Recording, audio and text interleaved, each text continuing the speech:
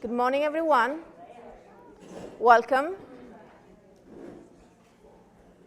Welcome, good morning, everyone. And welcome to the second annual Symposium on Supplier Diversity in Higher Education. I'm Francesca Grippa, and I'm the director of the Inclusive Entrepreneurship Lab, which is part of Northeastern University, hosted by the College of Professional Studies. This event is organized also thanks to the generous support of the Marion Kaufman Foundation. So we want to thank them for this opportunity to gather and learn from each other. I am joined here by our esteemed panelists. They will help us go through, discuss some of the results of a latest survey that we are conducting among procurement professionals. We'll start with Jerry Epps. Jerry is the Director of Vendor Diversity at Babson College.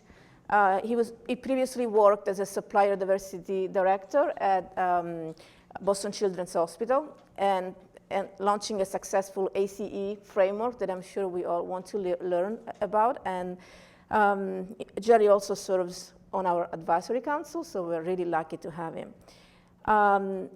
Then Mark Charles is Chief of Membership of the Black Economic Council of Massachusetts, which probably we all know is an organization that advances the well-being of the economic well-being of Black businesses, organizations, and citizens in Massachusetts. And Roy Anderson is a visiting lecturer of supply chain management and information system at Northeastern University. He has experience at Raytheon managing subcontracts, also Director of Operation at Fidelity Investments, and also VP of Global Procurement at MetLife. So we have a panel that will help us go over some of these results. We'll have a few questions for them. We'll reserve the last 10 minutes to take questions. So anybody who is listening online, please we are monitoring the chat, so leave a message, and we will also, we'll take questions from the room as well. So I'd love to first go, beauty of the life falling. Some of the milestones of our lab. So the Lab for Inclusive Entrepreneurship started about 3 years ago. One of the first goals that we had was to understand what diverse small businesses were going to tell us about how easy it is to do business. And we started with a seed grant from the Northeastern Office of Diversity, Equity, and Inclusion. So thank you also to our friend here and colleagues. And what we learned is that out of the 360 people that we interviewed, that they really, not surprised, they really valued having a point of reference within the university. They needed to know, to have an entry point. And the websites really came up as something that they were not happy about. They were going to university's website, they were getting lost, they didn't know how to find opportunities. How do I become a supplier? What if I want to do business with you? It was really a pain point. So among other results of the survey that we presented last year in May, so we conducted last fall another study where we looked at 114 universities' website in New England, their website, and looked at different pages. What are they telling? How are they positioning themselves? And 69% of those websites did not have really any any information regarding supplier diversity. They had some maybe some value proposition, this is why it's important, but it was not clear. There was nothing for the supplier, the diverse supplier, to interact with. And only 12 institutions really currently provided a dedicated online space for diverse small businesses. So, so this is, the two reports have been published. Please, feel free to go and download them from our website. What we want to discuss today are some preliminary results of a survey that we are conducting with among procurement professionals. So last year we were looking at the supplier side.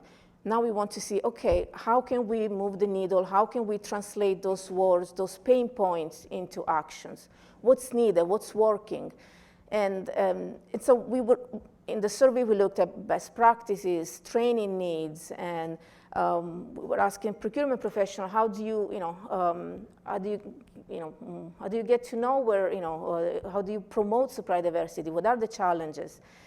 And so here now is a call for anybody listening here. We are still collecting data, and thanks to everyone who's been shared in their network. We put the QR code here to make it easier.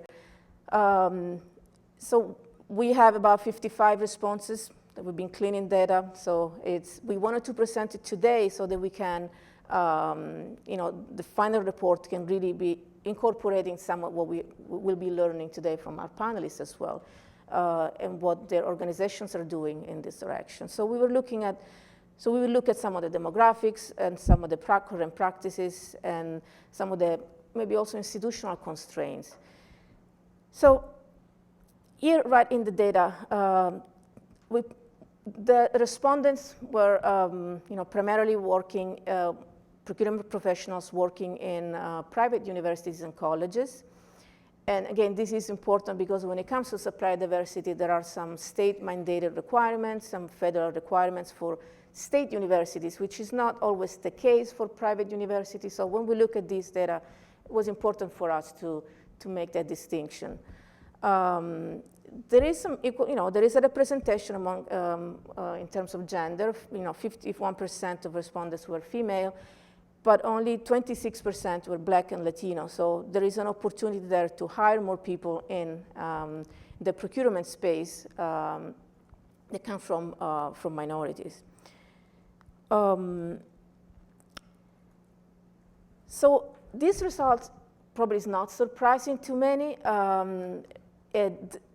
Where is the procurement function? Is it decentralized, completely decentralized? So it is about 53% of them said that it's decentralized, which when it comes to building a program that helps everybody with purchasing power being empowered and have some goals. So it adds a complication.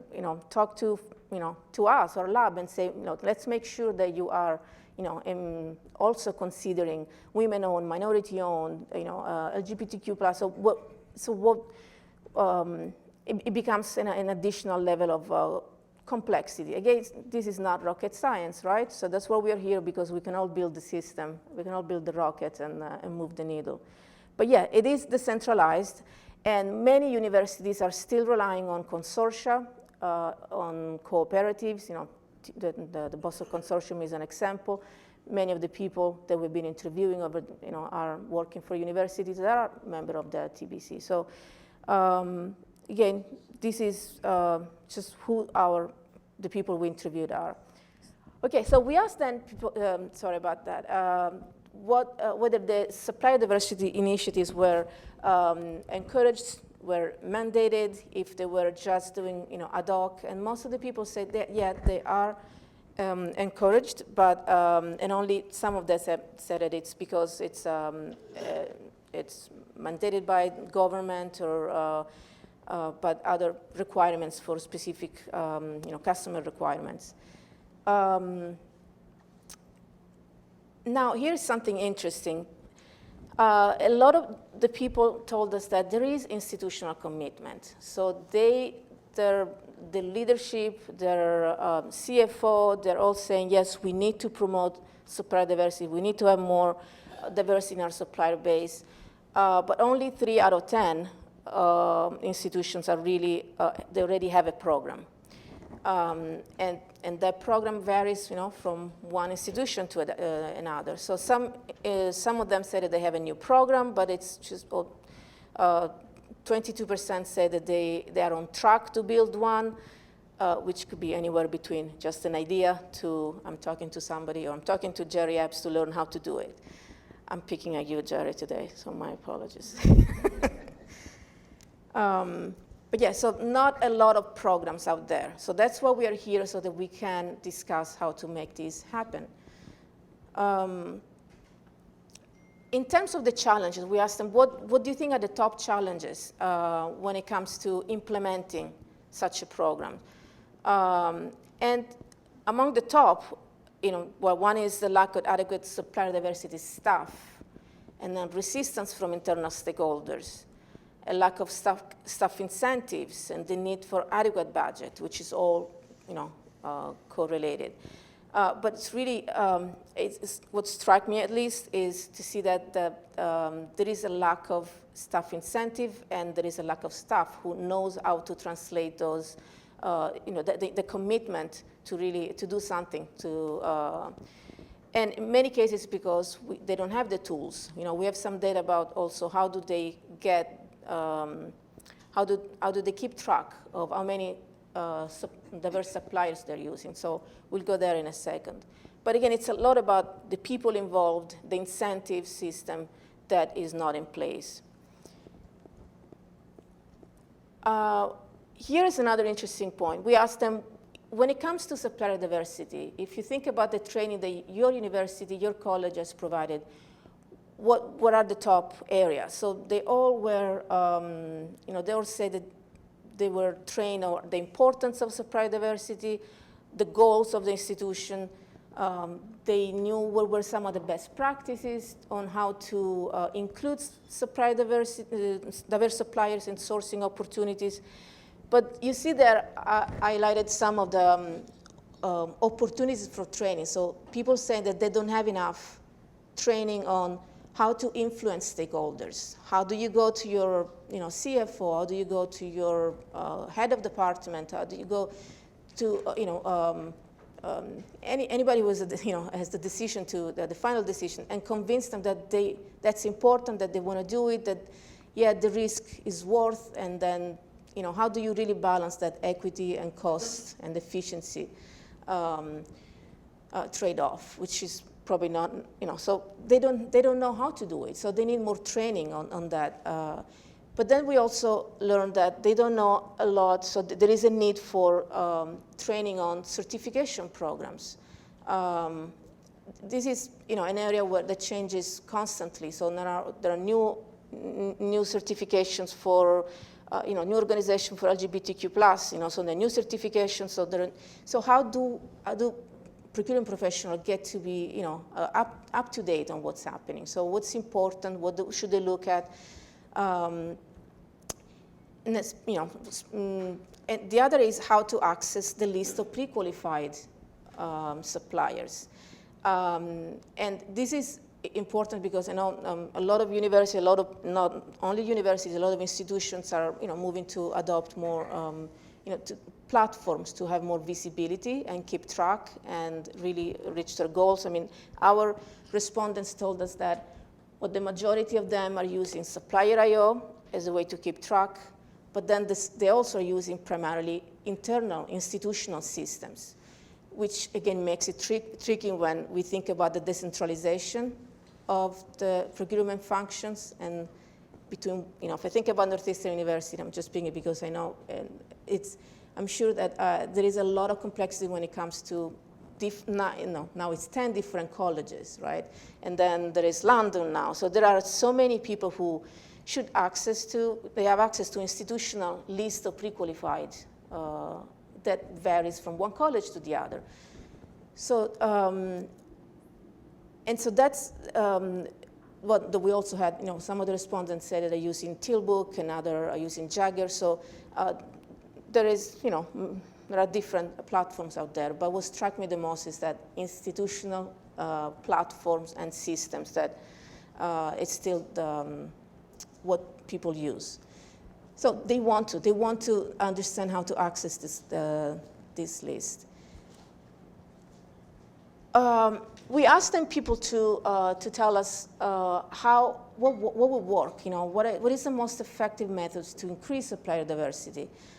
And again, not a surprise, a central point of contact, somebody to talk to, a web page, but also developing relationship with diverse suppliers. And I would say even more, it's nurturing relationships, meeting them, going to community events, going to, inviting them. Again, I'm picking on Jerry because we talked about that this morning. Going to places and invite diverse suppliers and say, hey, come to the, AIM meeting, come to the, the BEC meeting. And so introducing people. So there is a lot that is spent and that is, it really has value. It's about relationship and nurturing those relationships. And then networking with organizations that promote supplier diversity. There are a lot out there. And I do have to be honest, this is, there is so much out there I didn't know. I mean, there is always some new organization that is helping, that really believes in, and so how do you connect the suppliers with them? How do you build a network? But, another interesting aspect was that to have regular check-ins with suppliers. When I said nurturing, I really included that as well.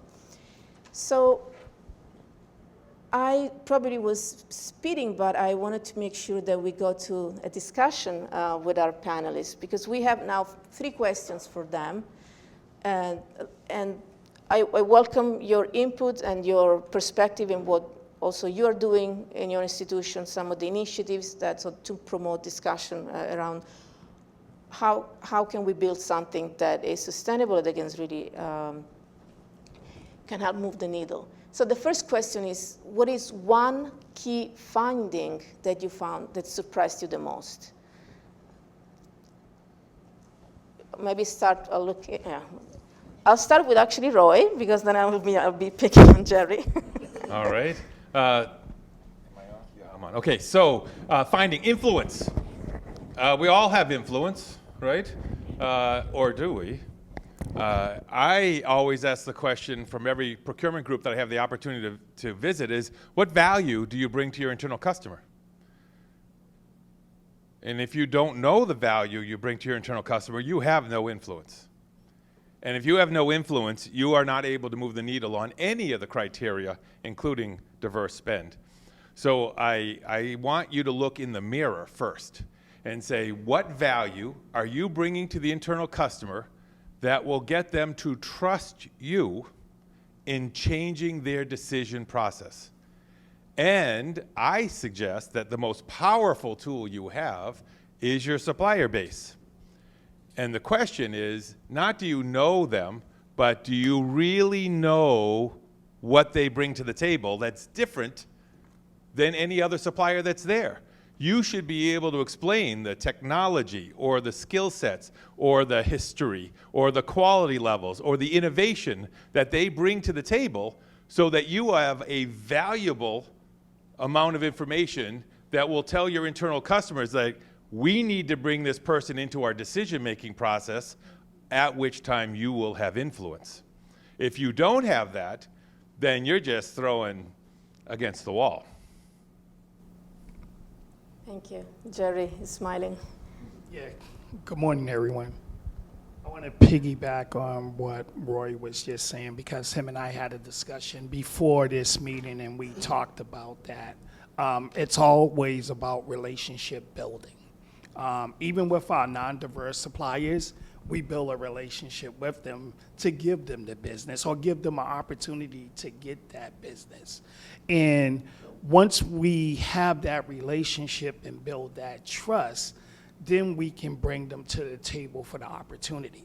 We're not just saying that we're gonna just do business with you. We wanna give you an opportunity and stuff, so we're not making any promises.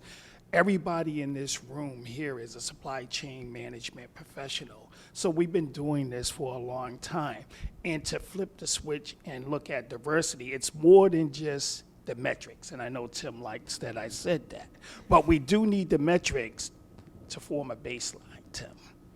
And with that baseline, what do we do after we have that baseline?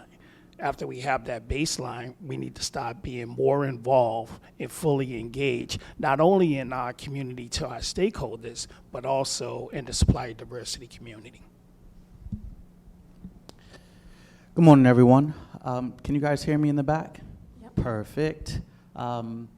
Esteemed panelists, wow, you put a lot of pressure on me. I'll yield to Jerry and Roy specifically on some of the challenges related to institutions and how they can do better or more in working with diverse suppliers. But what was reaffirming to me in reading the study was the infrastructure of the institutions and what may need to be altered in order to do this work more effectively.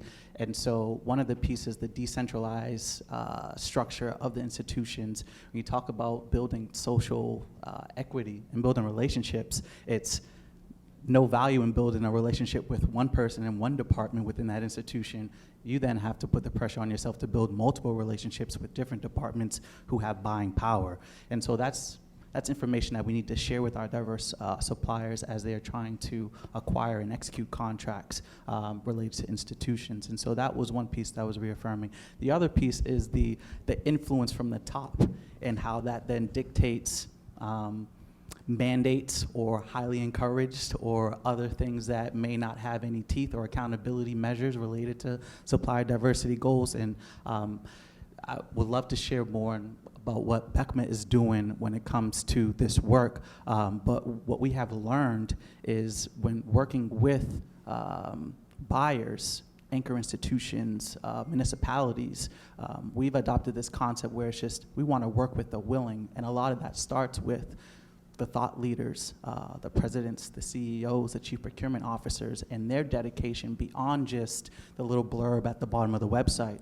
What tangible actions are in place in order to actually achieve this goal? We have to be intentional around this. And so no surprises, but reaffirming to see that one, some of the structures within institutions may benefit from being more centralized versus decentralized, and two, a lot of it starts at the top, ensuring that this work will be done effectively. Thank you. You want to add something? Yeah, we can keep adding. That's good. So I'm going to, on Monday, this is what I'd like to have you do. So first, I'm sure all of you have value, right? Second is, do you have the time? So on Monday, I don't know if any of you worked with lawyers. I have a very sordid past, so I've worked with lawyers a lot. And one of the things I always loved what they did is they actually billed their time every 7 minutes. So every 7 minutes, email, phone call, for this activity. I'm going to ask you and all of your teams to do the 1 Minute Manager 1 day list, everything you do on a list. And at the end, have a few standard categories. Emailing customers, picking up phone calls, having lunch, whatever those things are. And then at the end of the day, tally it up. What is it you do? And how much of it is valuable to your internal customer or to your key suppliers? If you spend 90% of your time doing transactional, low-value work, maybe that's your first problem. So I was surprised that I did transformations at MetLife. 2 massive transformation of talent, skill sets, technology.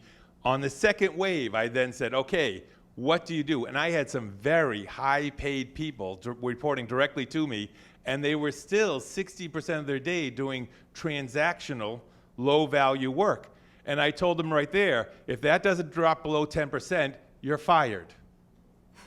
Because I need you to be in front of the customer, internal customer, talking about work that's being done over the next 2 years, because that's when the decision's being made. I need you to spend your time with your key suppliers to understand truly what they bring to the table so that you can be that value add to those customers. And if you don't have the time to do it, then I should be fired because I'm not directing you well enough in terms of the priorities that move the needle. Thank you. Do I get to say anything? Yeah, go. We have one. So let's look at it this way. You have to create the structure you want to have. And what I mean by that is that if your organization's DEI strategic plan has supplier diversity in it, then that should become a focus. Senior management, yeah, I have senior management backing. Just because I have one part of senior management backing does not mean I have the rest of senior management backing. you know? So I have to get out there, and I have to like build that relationship with the rest of the senior management team to create that culture that we want to have as far as supplier diversity is concerned. I'm building a program from the ground up, and I want to be realistic. When I went through that interview process, I told them it would take 3 to 5 years because I'm building it from the ground up. And it's not easy. I mean, yeah, we had Supplier.io come in, scrub our system. It showed me that we had some infrastructure, but even though we had the infrastructure with Supplier.io, there's still a lot of work to be done. It's a lot of work. And my primary focus at Babson is just supplier diversity, being in the community. We have to be in the community. I'm full-time. When I was at Boston Children's, I was full-time supplier diversity manager, but I also was the capital equipment buyer, IT buyer, facilities. And most of us in here do multiple roles and stuff, you know, and we multitask a lot because it's a lot of work. And I always say this, good things come to those who hustle, but you also got to make it work. You know, you got to make it work, and you can't give up on what that vision is that you have to get that strategic plan to be a success. Thank you. This brings us to the second question that's really about culture. You know, so how do you think universities, colleges can infuse that culture that really promotes, that really is looking at a different base of suppliers, that it is inclusive? So how do we change that culture? How do you what are some of the roadblocks and something that has worked maybe in the past? I can tell you what, we share best practices with each other. It's no race. We're all in this together to help close the racial wealth gap in our community, in our country. And it's each one teach one. It's that simple. No one in here is an expert on supplier diversity. Also, the reason why the websites are like it is with that percentages is because this is an emerging space in this region in supplier diversity. I remember before I came to Babson, I educated Yale University on how to build their program. Wendy Rollins and we went through a step-by-step. Last year, in the summer session of the National Association of Education Procurement, I gave a step-by-step on how to build a program. With the TBC, a step-by-step to build a program. But after you build a program, how do you have the sustainability? You have to be involved in the supplier diversity community. You can't just look at a list and say, okay, this vendor here, and this is checking the box. Let's get away from checking the box. Get involved. BECMA. If you have a membership with BECMA, they recently were certified as an MBE, a minority business enterprise, okay, with the Supplier Diversity Office. If you become a member of BECMA, that counts as a part of your tier 1 spend, direct spend. We gotta stop looking at just the subcontracting part. We gotta start looking at doing direct business with small and diverse suppliers. I appreciate the plug, Jerry. I hope you guys all caught that. Yes, would certainly love for you to be a member of BECMA because we would love to support you in this work. I'd say be in the community. A lot of what Jerry mentioned, we have to meet diverse suppliers where they are, and not just in the community, but in partnering with organizations who have the trust of diverse suppliers. I'm fortunate to work for the Black Economic Council of Massachusetts, and just inherent in the name, Black-led firms, there's a trust factor that they have, that we have their best interest in mind. We do advocacy work, we do programs, and recognizing as an entrepreneur, your time is extremely valuable. And so even in identifying those who could provide support for you is a calculated risk that you have to take. We have been able to break down some of the barriers in which Black-led firms trust the work that we do to where they'll be able to utilize our resources and also be able to utilize our connections in our network. And those connections and network include MIT, Babson, Northeastern, and the opportunities that these institutions have to offer. But it starts with building a relationship from a cultural perspective within the institutions. You have to build relationships with organizations like BECMA, but also meet the suppliers where they are, whether that's at various events and things of that nature. But not just, it can't just be talk. Like there has to be follow-up, there has to be tangible things that you're offering these businesses to where they will want to pursue opportunities that you have to offer. And so that social equity, we'll continue to come back to that, but it's extremely important. All right, so culture. Most of the companies I ever became the chief procurement officer for, I'd meet the first person and they'd say, we have a procurement department? Like, yeah, I'm in the basement. You probably have never met the individuals before. So at one large corporation, the first person I hired was a marketing person, because I needed to market what we did. I needed to have 60,000 people understand the value that a professional sourcing organization can bring to the organization. And that was social media marketing, that was the web presence, that was the letters and notes that went out, that was the look and feel of all of the documentation that we created, had to be marketing to create a cultural change in the organization.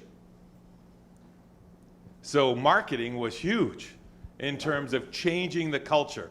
Second, another quick story is I was trying to break into the advertising area of this particular company, and they happened to be negotiating without me with Nickelodeon for advertising time. Turns out I met a person that knew the person sitting on the other side of the table who had just had a baby girl and didn't want to travel so much. So I went to her and said, how would you like to work on the other side of the table and work for me doing advertising contracts? She goes, well, I know nothing about procurement. I said, not to worry. You have the expertise. On Monday, I introduced the person they were negotiating against last Friday as a part of the team. The advertising vice president was like, now you're bringing value to my group, Roy. Like, oh, cultural shift on the next hire. So marketing your successes, marketing your value proposition, and then hiring the people, whether temporary or permanent, that can actually make a marked difference, changes the culture. That's great. Thank you. Well, we have another question, and I'll make sure we're on time for also some Q&A. Again, if you think about what universities and procurement professionals, and what we saw that some of the training needs that they said that they have, what do you think are, you mentioned some of in this direction, the skills, the knowledge that they need to have, the kind of training. So what do you see that the need? So how can we grow these programs by hiring people with the right skills? So your next hire, Jerry, right? So what kind of skills and knowledge, what kind of should have? Well, mostly, like I said, all of us in here are supply chain professionals. The next step, getting that certification through ISM, which is the Institute of Supply Chain Management, or you can get certified as a supplier diversity professional through the Alliance of Supplier Diversity Professionals, which I went through that whole process. It was Roy comes from the defense arena and stuff, and what I was learning in there was a lot of stuff with the federal acquisition regulations, and the federal government has been well ahead of us as far as doing business and subcontracting directly with small businesses and diverse suppliers. If you are a research educational institution, every year the government comes to you and they ask for what your research spend is. As far as your diversity spend is. We used to get it at my former place of employment. Every year, I used to have to give a report of what our supplier diversity spend is in order for us to continue to receive those research grants. I think Lily and I, we had this talk a couple of weeks ago with what you all are doing in Lexington and stuff like that. But the skill set, we all have the skill set already. But do we have the skill set to be engaged in the supplier diversity community? Like build a relationship. Don't think you're gonna just sit behind a desk, run some numbers, and that's how it works. It doesn't work like that. You have to really be out there cultivating those relationships. And as supply chain professionals, we're people. We're people persons, right? We know how to get along with people. We know how to negotiate, you know? So not only knowing how to negotiate, but we know how to bring people together to the table as a partnership. Everyone in here has did that, you know? I just think that if you want further training, you can get certified through an ISM, or you can get certified through Alliance of Supplier Diversity Professional. I like to keep plugging them because I just had this conversation with Veronica Cook at the University of Connecticut. Because within those trainings, it tells you step by step how to build a supplier diversity program. It talks about mentoring suppliers and stuff. It talks about what you need to bring to leadership to show that not only are you doing value with metrics, but you're doing value with the companies that are adding value to the daily operations of our campuses. I would advise to do your research on small businesses, particularly diverse small businesses. There's a lot of data out there that highlights the challenges and the opportunities that small businesses bring to the table. So Mass Inc. polling survey that recently came out highlighted the #1 issue amongst small businesses, particularly, and they break it down through race and gender: Hispanic, Black, Asian. The through line was access to capital. Now, that's an obvious one, but with that information, that can inform how you structure your bids, how you structure your contracts. You may not want to set a bid and have a small business, a particularly diverse small business, in which the bid requires them to pave Route 9. Like, that's probably not going to help you achieve your supplier diversity goal. But being able to break up those bids, whether it's paving a bike lane or something along those lines, make it more attainable for a small business, particularly a diverse small business, where their #1 issue is access to capital. Also looking at other structures within your bids as well, net 30s, net 60s, net 90s. Those are tough things for small businesses to adhere to when they have a payroll that they need to make sure that they stay on top of in a timely manner. And so understanding inside and out, a lot of it online and through data of what small and diverse businesses are challenged and faced with, and then using that information to structure the opportunities accordingly. So quick story. So I'm in Concord, New Hampshire yesterday, just sitting at a little cafe on the side, on the street. And this couple are walking past me behind me going, you know, they kind of failed because they had a supply chain issue. I'm like, Concord, New Hampshire, supply chain issue. I'm sure none of you have heard the world has had a supply chain issue over the past couple of years. We have been thrust into the forefront of news every single night. Another supply chain issue, another chip issue, another raw material issue.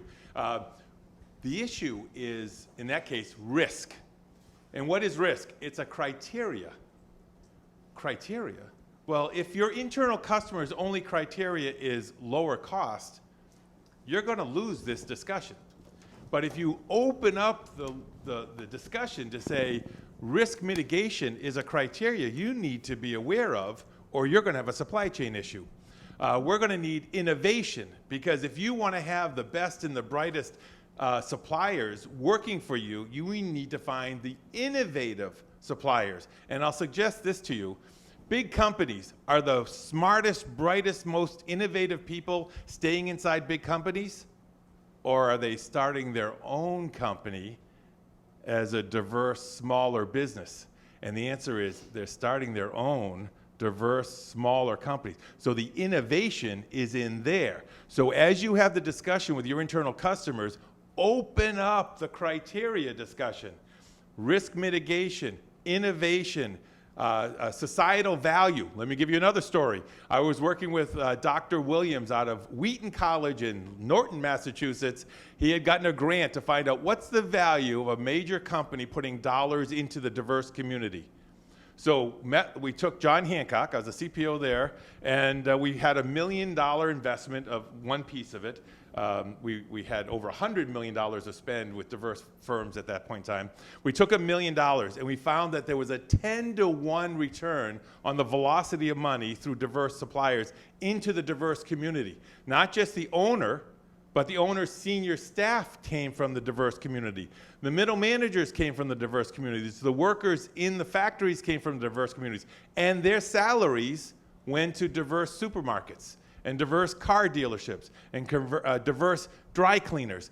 10-to-1 return. So my $1 million on that study was a $10 million societal impact. You need to understand the value of going in this direction. Innovation, risk mitigation, societal value. It's just one of the reasons why you have to have these conversations with your internal customers. Yes, and then we have 3 questions already. Go ahead. This is real quick because he touched on innovation, and we both discussed this at the beginning before everyone came. Recently, and it's ongoing right now. Small business enterprise, Stony Brook Water. Our current contract is with Ready Refresh, which is Poland Spring. They rebranded themselves. And we looked at WB Mason. So we got WB Mason, got Jeff DePaul, got some pricing from them on water. We looked at Ready Refresh, but SBE had the small business enterprise, just giving them an opportunity. Start giving small and diverse suppliers opportunities in your RFP process. And don't tell me you can't find them. This is why we share best practices with each other. We see those NAEP emails go back and forth. Well, we need to start supporting small and diverse suppliers. So, make a long story short, Stony Brook is getting a contract at Babson. Reason 1 is it's going to be a 5-year contract, but it's at fixed pricing for 5 years. Okay. Reason number 2, free installation. Okay. Reason number 3, free maintenance for those 5 years. So not only Stony Brook getting that contract at Babson, it's a sales rep that I had a relationship that used to work at WB Mason that does the water. She's the sales rep. So what I also, once she got the business with us, I sent it to MHEC saying, hey, this may be a contract opportunity with Mass Higher Education Consortium. So reach out to, I think it's Ryan Kidder now, because he took over for Chris Raymond. So she had a meeting with them yesterday. Because when I met with MHEC last year, I said, we need to see more diversity suppliers on your list. Same thing we're doing with the TBC. We got a Accenture in there right now, consulting. When they came to Babson and said, well, Jerry, what do you want to see? I want to see more supplier diversity businesses have an opportunity to have contracts. It's okay for us to have a supplier diversity portfolio and a non-supplier diversity portfolio. It's okay. There's opportunities out there for everyone. Thank you. Thank you so much. There are 3 great and more questions online, and I'm going to have to, I'll start with one. But, Dennis Duncan from St. Clair Community College is asking, what areas should I focus on as the sole person responsible for supplier diversity in my college? Do you have any advice? All right. Well, first, start with your spend analytics, right? I mean, your spend analytics will determine where you should focus. Your spend analytics is who is buying it, which is critical. That's your internal customer. What you're buying and where you're buying it from today. So with that, you can easily then match it up with the diverse suppliers that we are aware of from various locations, and then find out where there's the first win that you can then market about value creation and then build from there. So it starts with the data. And if you have bad data, then start with getting your data correct. Go ahead. I love the win part. Well, maybe we can go to the next one and see. For somebody working in IT, how can I find diverse suppliers? Because the current approaches seem to be like a hit or miss. Well, here we go again. Full engagement into the supplier diversity community. If you have memberships with the National Minority Supplier Diversity Council, BECMA, Mass LGBT, Center for Women, WeBink, if you have these memberships, these suppliers are out there. Most of us here in higher education use SHI, which gives us spin in 2 categories, as a women business enterprise and a minority business enterprises. But you also have zones out there too. There are minority business enterprises that have not only hardware, but professional services. You also have worldwide technologies out there. So there's companies out there. The reason why you can't find them is because you're not fully engaged in the supplier diversity community. And note, everyone here has a list of diverse suppliers that have been successful. So reach out to the other universities, and there is a wealth of diverse suppliers. I mean, when I started diversity in 1984 with Raytheon, there were no diverse suppliers. I mean, we had to create diverse suppliers in order to get them to drive cable assembly or distribution. Today, there's a wealth of diversity out there, and the players in this room have names that can be easily supported. I would just add, follow the certifications. The Supplier Diversity Office, they have a minority and women-owned certification process, which then produces a repository of certified businesses. I know the city of Boston is developing a minority and women-owned certification program, and so there are institutions, government entities, in addition to business associations that have diverse suppliers, in some cases certified diverse suppliers in their network. And so I would say follow the certifications. How many people here have IT diverse suppliers? Okay, call them. There you go. Yeah, we'll definitely put you in touch. Yeah, that's part of that. We'll do. Yeah. One final question online, and then love to take also in here. What are some tips for getting the institutional leadership to really support the supplier diversity program? Really wholeheartedly. I mean, really, really follow it. It has to be a part of their strategic plan. And when I talk about strategic plan, it has to be a part of their strategic DEI vision. And a part of DEI vision, there is supplier diversity is one of the pillars of their DEI mission. I would suggest to you that your success is a bottom-up success, not a top-down success. Most university leadership are wonderful, great individuals, but if you look at their goals, it's not there. They have their own set of goals. If you can bring diverse suppliers into the discussion that helps them hit their goals, then they'll be behind it 100%. But what you need is wins that build upon wins that build upon wins, and to the point where it is just given. I would also suggest that all of you have your university or institutional website will have an ESG component to it. Take full advantage of that ESG statement as a way of saying, listen, the institution is behind this. Here is your part of it. Now we need to show a win. And know if we have a win together, I'm going to market it, promote it to senior leadership so that they can then say at their next conference, they'll stand up and talk about the win that they drove in that program. And they start talking about the wins that they drive. As soon as you get them talking that way, they're behind it 100%. So show and market wins from the bottom up. Thank you. There is about 5 minutes for, yes, if there is a microphone in the front, so if you want. Nice to see you. Good morning, everyone. My name is Natalia Urtubey, and I'm with the Eastern Bank Foundation. I focus on equity in the small business ecosystem and doing a lot of work around procurement. So Northeastern did a great study about barriers to access. And so my question is, what are each of you doing to eliminate the barriers for small businesses to actually access contracts? The bidding process is difficult. It's onerous. It is very labor intensive. It takes a ton of time to find contracts, to actually apply for them and bid for them. A lot of that is bureaucratic. So I'm really curious to see what institutions are doing to eliminate the barriers so that it's easier for businesses to actually compete. I'll take this one first if you guys don't mind. So at BECMA, we have one of our programs. It's called the Vendor Advisory Council. We recognize there's two sides to this transaction. We can't just focus on our suppliers. We have to work with our buyers as well. And so within this program, we work with anchor institutions like MIT, Northeastern, Babson, City of Boston, and we sit down with them.